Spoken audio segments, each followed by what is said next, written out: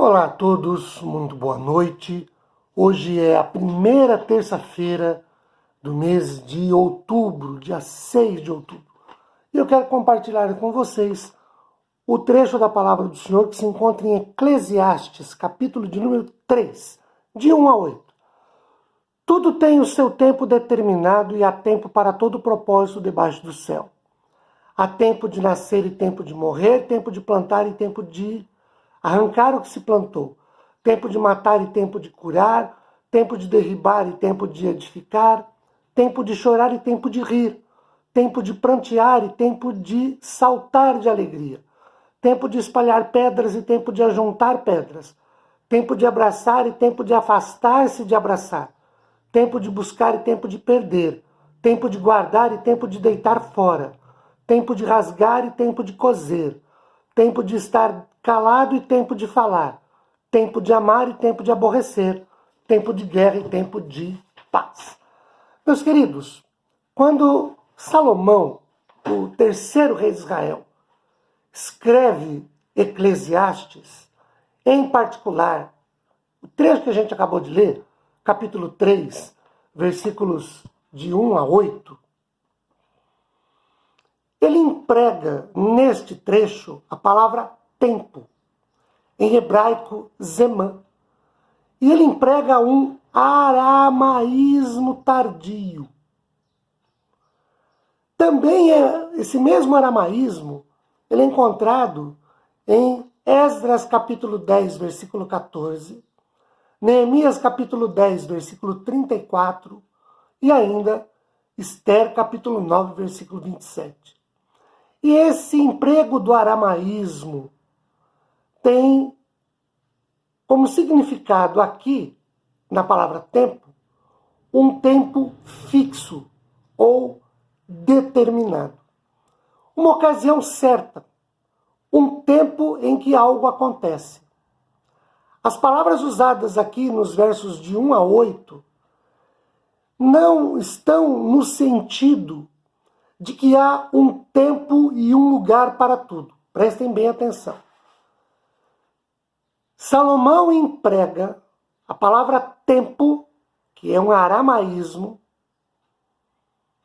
que indica um tempo fixo ou determinado, uma certa ocasião, mas não no sentido de que há um tempo e um lugar para tudo, mas no sentido, e isso é que vale a pena prestar muita atenção, no sentido de que tudo acontece no tempo específico que foi determinado para cada coisa. Tudo o que faz parte da vida, inclusive a atividade humana, faz parte de um ciclo determinado. Embora o homem anseia por algo a mais, nada pode fazer a esse respeito. O que significa dizer que nada, absolutamente nada, primeiro, acontece por acaso. Não. Segundo, nada acontece antes e nem depois. Então aquele ditado que diz Deus tarda, mas não falha, é absurdamente errado e antibíblico. Deus não tarda em momento nenhum, porque tudo o que acontece, acontece num tempo específico que foi determinado para acontecer. Sabe aquele ditado que diz, só peru morre de véspera? Nem peru morre de véspera. Vamos ver essa passagem mais de perto. Voltemos ao verso 1. Quando Salomão diz tudo, literalmente, para tudo. Isto é, o conjunto das coisas. Tudo na natureza e na vida humana está sob um esquema estabelecido. Há um tempo, um período determinado, fixo, estabelecido, e um tempo, um acontecimento. Eclesiastes 9 fala desse tempo pré-determinado para tudo o que acontece debaixo do sol. Os incidentes aparentemente ocasionais, todos, sem absoluta exceção, fazem parte de um imenso plano. Deus está no absoluto controle de todas as coisas. Nós podemos nos surpreender com alguma notícia. Deus nunca. Nós podemos nos decepcionar com algum fato, porque fomos apanhados inesperadamente. Deus nunca. Olha o verso 2. Em seguida, vem uma lista. Uma lista ordenada em 7 pares de opostos representativos de todo o espectro de atividades que preenchem a vida de uma pessoa. Desses 7, eu quero destacar na noite de hoje 3. Primeiro, o verso de número 3, quando fala de tempo de matar.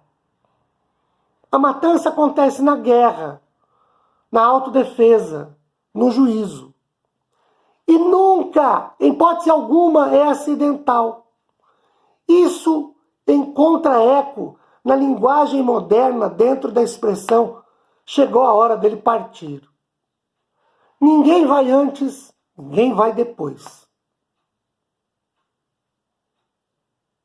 Nenhuma guerra acontece por acaso, por acidente de percurso, isoladamente. Tudo faz parte de um plano de Deus. Se você me perguntar, pastor, haverá terceira guerra mundial? Eu respondo, não sei. Mas o que sei eu digo, se vier a acontecer, estará no plano eterno, soberano de Deus. Nada foge do seu controle. O verso 5, quando fala de tempo de espalhar pedras e tempo de ajuntar pedras. À luz do restante do versículo, desse versículo 5, a interpretação judaica é a melhor. É uma metáfora que se aplica ao ato do casamento, ou à relação marital, ou à abstinência dela. Assim, tempo de ajuntar pedras é o casamento. E de espalhar pedras é o término do casamento, que se dá ou por morte, ou por abandono de um dos cônjuges, ou até mesmo por divórcio proposto por um dos cônjuges. Ajunta pedras, casamento, separa pedras, espalha pedras, quando esse casamento é desfeito. O verso de número 7, tempo de rasgar. Esta é uma referência à prática de se rasgar roupas em sinal de aflição. O judeu fazia isso. Gênesis 37, 29 e Jó 1, 20.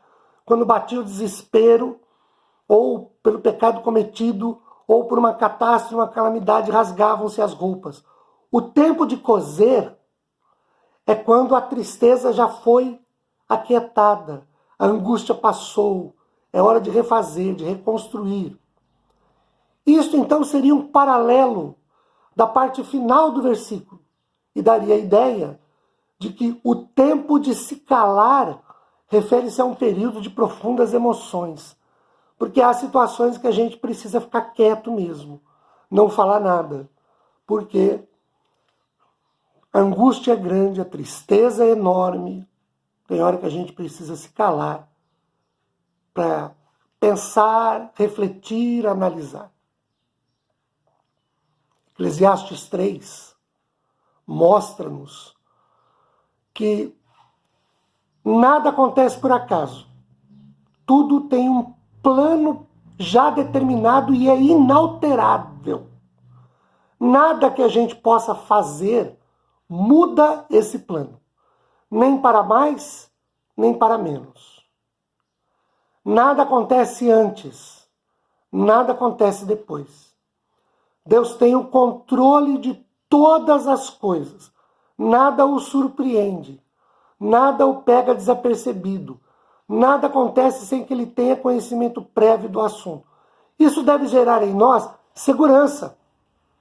Porque, afinal de contas, nós servimos a um Deus que controla todas as coisas. Nós é que não sabemos, ele sabe de tudo. Nós é que não esperamos, nada o surpreende. Segundo, deve gerar em nós certeza e convicção de que o nosso Deus é vivo, presente e atuante. Porque, afinal de contas, nada escapa do seu saber, do seu conhecer, nada escapa do seu controle, nada escapa da sua direção, nada escapa do seu da sua soberania absoluta. Isso deve gerar em nós paz, consolo, conforto, por saber que Ele controla todas as coisas, que Ele tem o poder sobre todas as coisas. É com esse Deus que nós nos relacionamos. É a paz desse Deus, o consolo desse Deus, o conforto desse Deus que eu desejo ao seu coração. Que Deus nos abençoe. Fique com a graça do Senhor abundantemente derramada sobre a sua vida. Tchau, gente. Um beijo para todos.